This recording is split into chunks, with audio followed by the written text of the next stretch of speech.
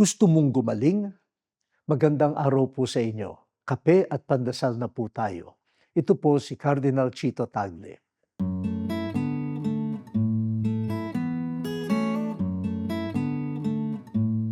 Gusto mong gumaling? Di ba tanong ito sa may sakit? Baka iniisip ng iba sa inyo, malusog naman ako. Wala akong nararamdamang masama. Gusto mong gumaling? Tanong din ito sa gustong maging mas mahusay o mas magaling sa sports, sa pag-awit, sa pag-aaral, sa business, at iba pang larangan ng buhay.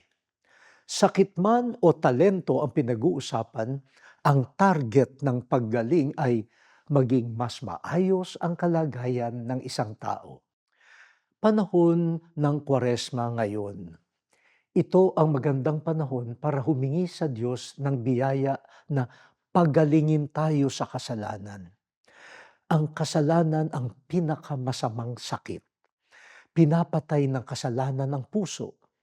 Dahil sa kasalanan, ang puso ay nagiging bato, hindi na makatao at makadiyos.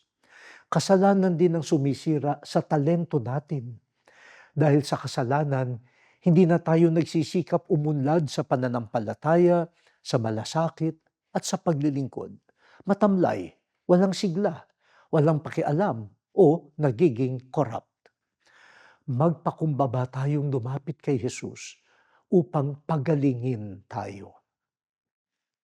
O Diyos, pagalingin mo po ang aming matigas na puso at pusong hindi nagsisikap maging mabuti. Amen.